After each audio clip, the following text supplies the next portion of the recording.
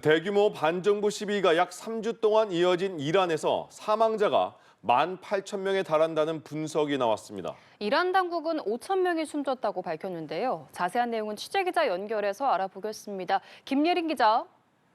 네, 이란 반정부 시위로 최소 16,500명에서 18,000명이 숨지고 33만 명이 다쳤다고 영국 선데이 타임스가 보도했습니다. 현지 의사들로부터 입수한 보고서를 근거로 한 분석인데요. 여러 기관에서 통계를 발표하고 있지만 정확한 피해 규모는 확인하기 어려운 상황입니다. 익명을 요구한 한 이란 당국자는 최소 5천 명이 사망했다고 로이터 통신에 전했습니다. 앞서 이란 최고 지도자 아야톨라 알리 하메네이도 시위로 수천 명이 숨졌다고 공개적으로 언급하며 피해 책임을 미국에 떠넘긴 바 있습니다. 마수드 페제시키안 이란 대통령은 SNS를 통해 우리 국가의 최고 지도자에 대한 공격은 이란 국가와의 전면전과 같은 것이라고 밝혔습니다. 최근 도널드 트럼프 미국 대통령이 새로운 리더십을 찾아야 할 때라며 이란 정권 교체를 언급한 발언을 겨냥한 것으로 풀이됩니다. 이런 가운데 이슬람 혁명으로 축출된 팔레비 왕조 마지막 왕세자인 레자 팔레비는 이란 신정체제를 비판하며 북한에 빗대기도 했는데요. 이란이 지금쯤 중동의 한국이 돼야 했지만 북한이 되어버렸다고 말했습니다. 3주 넘게 이어지는 이란 시위는 상당 부분 소강 상태에 접어들었다고 외신들은 전했습니다. 이란 당국도 학교 수업을 재개하고 인터넷 복구 방침을 발표하며 혼란이 수습되고 있다고 강조하고 있습니다. 네, 미군은 시리아를 공습해 알카에다 연계 조직 지도자를 사살했다고 발표했는데요. 관련 소식도 전해주시죠.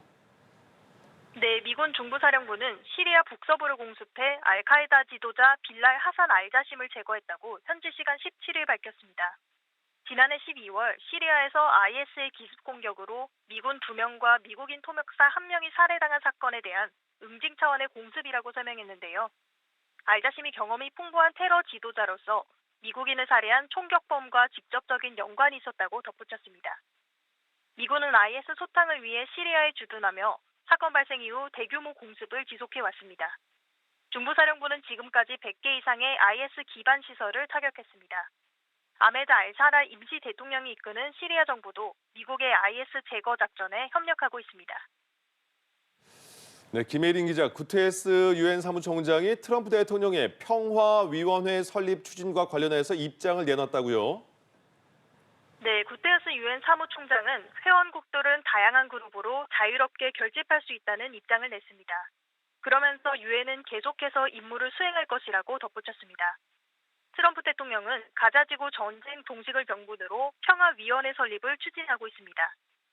다만 유엔의 부정적인 입장을 꾸준히 밝혀온 트럼프 대통령이 대책기구를 만들어 자신의 영향력을 극대화하려 한다는 우려도 나오고 있는데요. 이에 유엔이 원론적인 입장만 밝힌 것으로 보입니다. 평화위원회는 트럼프 대통령을 종신 의장으로 하며 가자 분쟁 해결을 시작으로 다른 지역 분쟁 중재로 역할을 확대할 계획인 것으로 전해집니다. 지금까지 국제부에서 전해드렸습니다.